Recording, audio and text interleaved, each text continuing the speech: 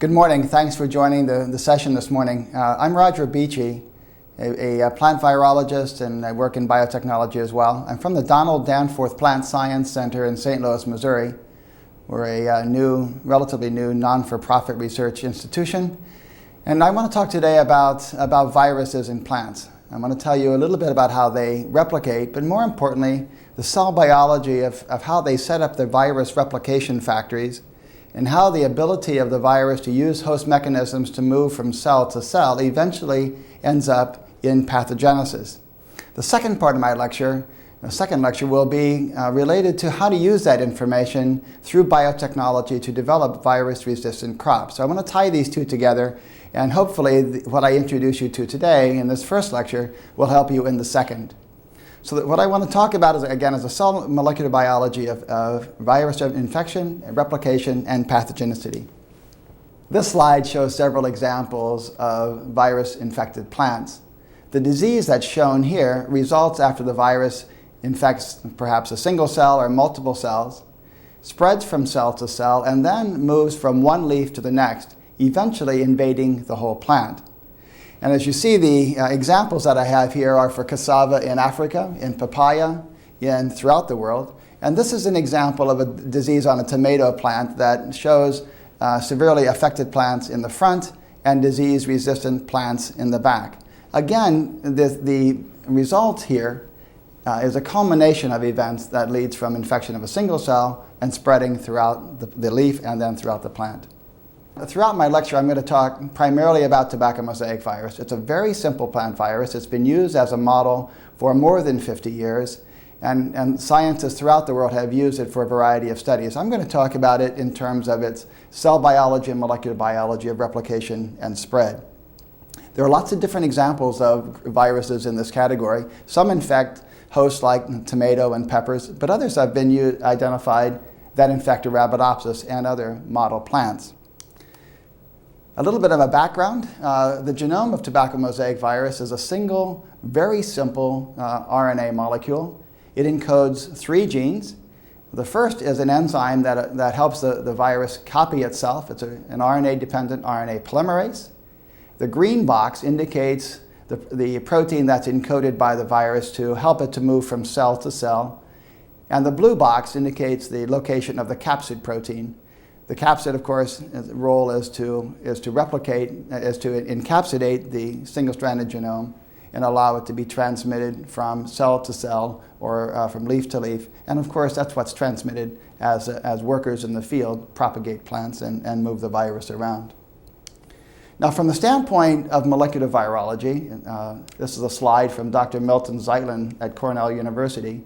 And you see that the first iteration, virus enters the cell usually by a wound, either by an insect or a worker who might be working in the field, transmitting the virus into a broken cell, and from there on, the molecular structures take over and processes take over. The virus is encoded, releasing the viral RNA, ribosomes translate it, and those enzymes that are produced from the translation are responsible for copying the RNA and building the virus replication factories to make more virions, eventually ending up with more virus particles that are shown there down in the lower left-hand corner.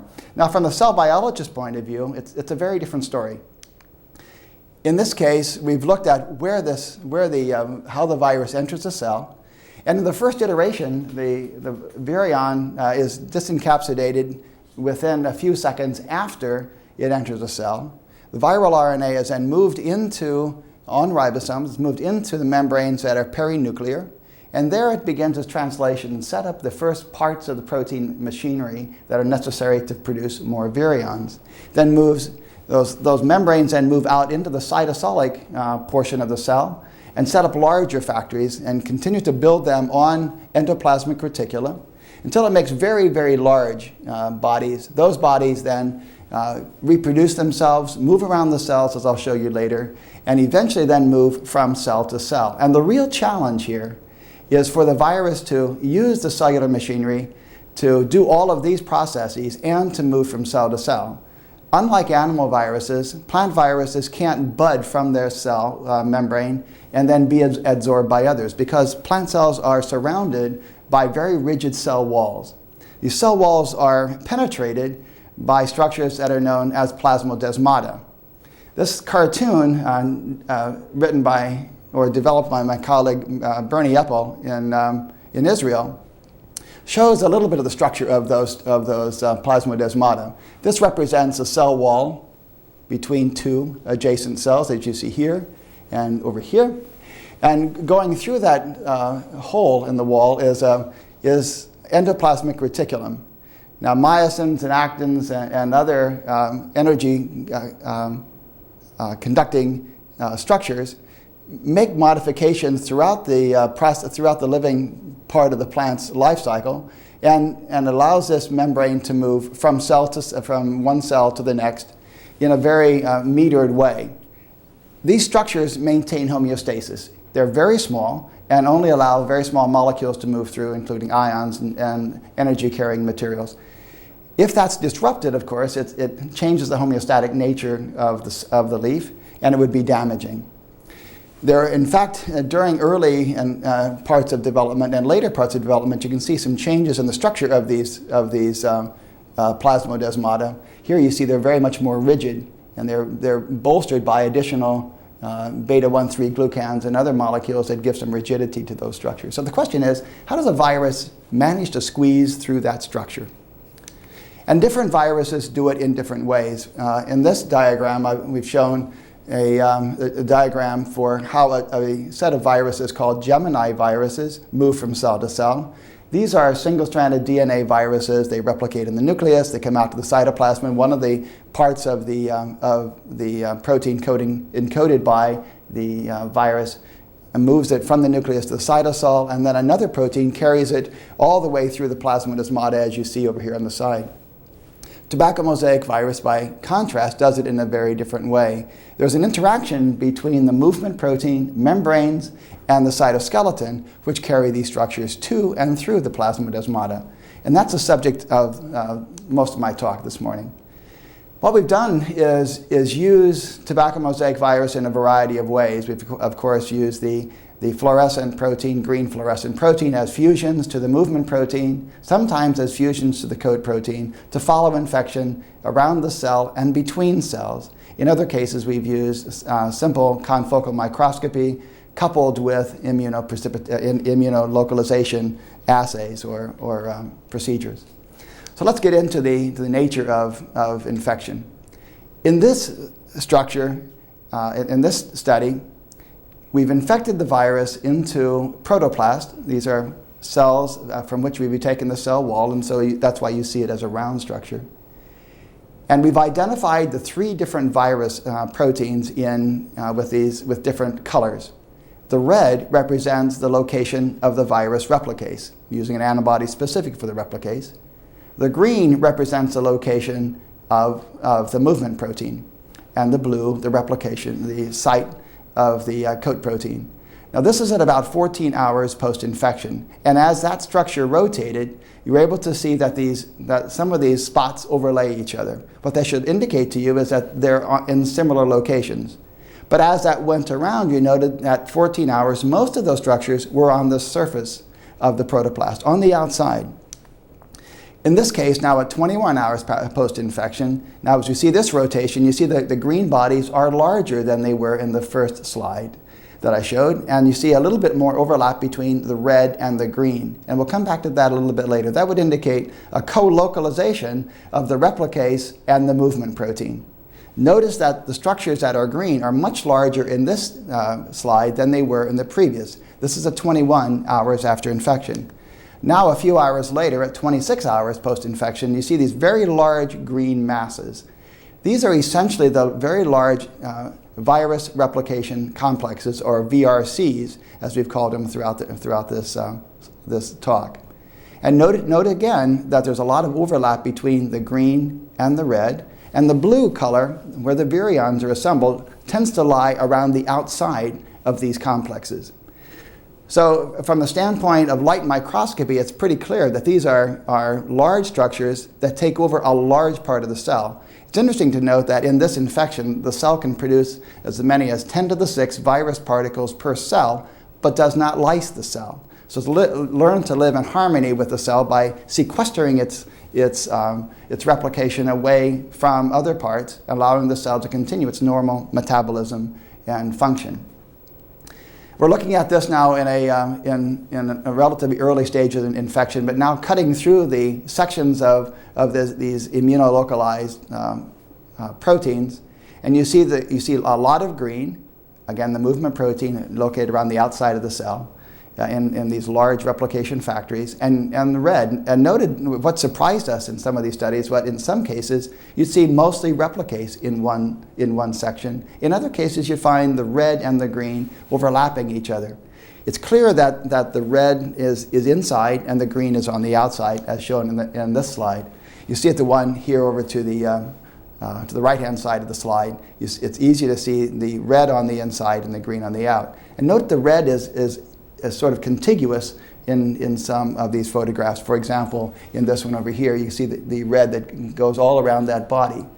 We take that to mean that the red is on endoplasmic reticulum, which would of course have a lumen, and the green would represent the movement protein, which is over top of the replicase. The movement protein also itself interacts with the membranes in some cases and in some ways. So what we've struggled with is understanding how the movement protein, which is responsible for helping the virus move from cell to cell, functions in building these replication factories, if at all. And if the function, in fact, is to move it from the site of where these factories are located over to and through these plasmodesmata, we're curious what the architecture of that structure is, and we'll come back to that a bit later in the talk. So here's a thin section micrograph view of the virus replication complexes. The arrows outline a series of structures that you see here. That's our interpretation of a virus replication complex that you saw in a previous slide as indicated by fluorescence microscopy in the confocal image. Now, Dr. Catherine Esau, more than 50 years ago, described these rope-like structures that are found inside this complex. Notice that there is not an indication that this complex is surrounded by membranes. In fact, there's no indication at all that there are membranes except on the inside of the complex. So then one wonders, how does a cell manage to wall off this thing so it doesn't take over the cell? Or how does a virus complex manage to escape the degradative enzymes that are present in the cytoplasm, the RNases and the proteases? What keeps this all working together so that it makes more virions, where you don't have disruption of either the virus replication complex or a severe disruption of the cytosol and killing of the cell?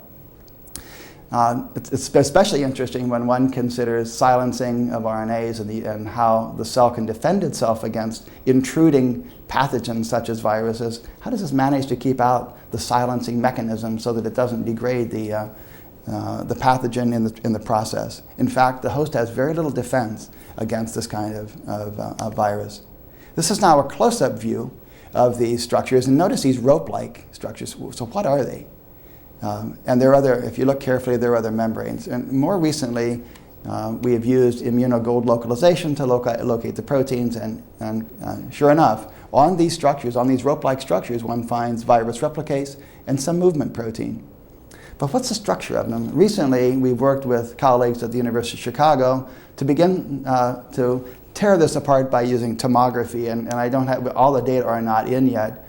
But eventually, as you know, a tomogram is developed on relatively thick sections that are produced for electron microscopy in the standard fashion, and then uses a high energy beam to itself slice farther down into that section than is seen in normal transmission electron microscopy. And then the section is tilted very slightly at 1 or 2 degrees at each time, and then a new photograph is taken. And from that, one builds an image. Now, we don't have the work finished yet, but I wanted to tell you where we are to date. So we have been working towards creating a tomogram, and of course, using the tilting stage and collecting vast amounts of information. We then compile that information into a three-dimensional image that tells us more about how the structure works. And this is just a preliminary, but you can see where we're headed. Note these rope-like structures that you see here. That's like what I showed you before, but since this is now a tomogram and it's a non-stained section, it's a little less distinct. But you can see over towards the middle of the slide, this continuous area that we have outlined in a very light green color. And you see that's what we represent as the endoplasmic reticulum. So inside of this lies the lumen, and this is the outside structure of the endoplasmic reticulum. Now, if you recall your cell biology, there are rough endoplasmic reticula and smooth endoplasmic reticula. And in fact, these represent ribosomes on this one. So this would be a rough ER. When I was a postdoc nearly 35 years ago, I was curious about how viruses are assembled on these membranes. And finally, we were able to see it using the new tools of high-energy electron microscopy and tomography. Now, the structures that are indicated here in this other color, kind of a magenta color, are ribosomes that link the ER and the rope-like structures.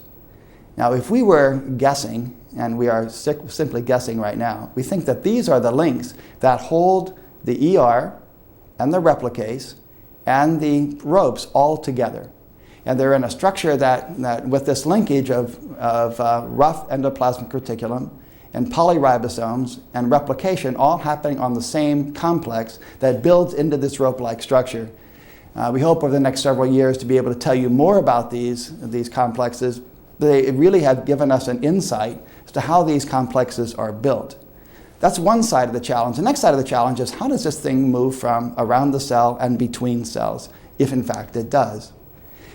Now what we see here is an image of an infected plant leaf.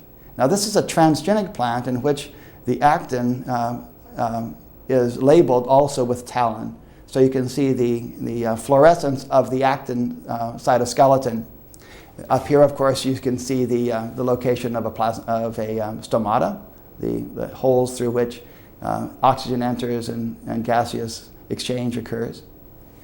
Here you see a non-infected cell, and down in this section, you can see, in fact, that there are these blobs that I talked about earlier. Those represent the virus replication complexes we showed and talked about before. So what we're looking at is a very interface between an infected cell and a non-infected cell. This one being non-infected, and these down here being infected. Notice that there's, in addition to having these blobs or virus replication complexes in the cytosol, there are also some that are tightly oppressed to the cell wall. The position near the cell wall represents where the plasmodesmata are. That we know by other electron micrographic studies. And so this front shows that this cell at this point is not heavily infected, but yet there are still some plasmodesmata that are labeled with the movement protein and the replication complexes either in or adjacent to the cell wall. In other cases, you can see that these factories are still out in the cytoplasm. This would represent where most of the virus replication is happening early on, or at least where most of the movement protein is being made. And then in this cell, it's a younger infection, and this cell is a non-infected cell. Now, if we put this into some sort of imaging, into a time frame, you can see that these globs move around within the cell, and they fuse together. You saw that one just fuse with the large one, the small one fused with the large one. This large guy is going to start moving down on these actin cables as well, and moves all around the cell. That movement is very dynamic, and we can mark it by simply putting the microscope on a cell and plot the rate at which it moves. By simply measuring the rate of movement in real time. So on the next slide, I'm going to show you a series of stages of infection. One will be at 18 hours, early after infection, 14 hours, and then 16 hours and 18 hours. I want you to look at the 14-hour infected cell, and you'll see that the bodies are very, very actively moving around the cell. And then the 16-hour stage, the bodies are moving very, very slowly. By 18 hours, they're dead stopped. And then nothing happens for a couple of hours. And then I'll show you down in the lower portion of the slide a section in which the virus infection has moved from one cell to the next. So again, up in the upper left-hand corner is where the infection is now only 14 hours old. And you see those bodies are moving very, very rapidly, as indicated by the number below, 160 nanometers per second. At 16 hours after infection, those bodies are moving more slowly, very slowly indeed. By 18 hours, they've essentially stopped. And then at 20 hours, 2 hours later, you now see the infection is not just in a single cell, but is in 3 cells. The virus infection has moved from the first cell out to the next. And now the cells that are recently infected, those that are up here in the one portion and those that are down in the lower portion, are moving very rapidly. They're in fact moving at the same rate as the bodies at the 14-hour infection. What that told us was that in the first infected cell, it takes a long time to set up the virus replication factories. They start, they're made in that first 6 to 12 to 14 hours. By 14 hours, they begin to move around and fusing with each other and moving to the cell walls. And then they stop moving. There's an immobility to the whole process. We had noted this before, that there's a time frame in which the mobility of cytoplasmic bodies stops. At this point, you have the replication factors against the cell wall, and then we have other films that show the virus bodies, these replication complexes, moving from one cell to the next. That surprised us. It was the first indication that what was moving from cell to cell was not the virion, but some sort of a pre-virion complex, perhaps containing viral RNA, maybe even double-stranded RNA, and replicase and other components of the factory that were necessary to get it all started again. Then it goes into the next cell, and the replication cycle doesn't have to start from zero. It now can start from having built up from that first complex that was sent over. In fact, if the first infection requires 20 hours to move from the first cell to the next, going from the cell number 2 to cell number 3 to cell number 4 is about an interval of 4 hours each. So it moves very rapidly from cell 2 to cell 3, and that's why the virus infection can move throughout the cell and throughout the tissue, throughout the whole plant in a relatively short period of time. It moves between cells, not as virions, but as sort of pro-virions or pro-structures that include the replication complex. What holds all this together? We've been looking at the structure of the movement protein and asking how it can work. It appears to be an integral membrane protein. It has a transmembrane domain that's fixed here. If we make mutations in those amino acids that are in the membrane portion, as indicated by the red bubbles, we change the localization, and it no longer is no longer integrated into the membrane. We do not have a structure of the movement protein, but this is a good representation, at least where we are today. On the cytoplasmic side, as you see up here, and these are the cytoplasmic side where both the N-terminal and the C-terminal parts of the protein are exposed, there's also a myosin binding site that a former colleague has identified. Those that might indicate that by binding here with in this region with the myosin and linking to actin, it helps to tell us how these structures move around and through the cell. After these years, and we've been looking at this for a number of years, we have the following picture of how tobacco mosaic virus, as an example of a plant virus, moves from cell to cell. In the early stages of infection, as I indicated earlier, the virus encodes these proteins that are replicase and movement protein. And in some cases, we can see that they go to different subsections of the membrane structure of the cell. Those then collapse back on to the nucleus, where the first set of the replication happens. It then moves out into the cytoplasm and builds large replication factories, some of which are shown here in these big globs. Some of these, but not all, will bind to actin myosin filaments and then move around the cell. In that process, many will move over to the adjacent to the plasmodesmata. Now the question remains how these bodies might move from here to here. My colleague Bernie Eppel in Israel has indicated that movement is driven by a variety of motive forces which help to move proteins between cells. It's a very curious and interesting process. But yet one has to imagine that the architecture of these walls also change. These are very rigid cell walls. So there must be some softening of the walls with enzymes that are carried perhaps on the same complexes that create the virus replication complexes, extruding those into this space between the membrane and the cell wall, softening it to the point that it opens and closes. Working with a colleague Carlo Parkham nearly 10 years ago, we found that these holes, these plasmodesmata, open for a short period of time at the very leading edge of the infection site on the inoculated leaf or infected leaf. So it opens and then allows this to happen, to transmit, and then the hole closes again.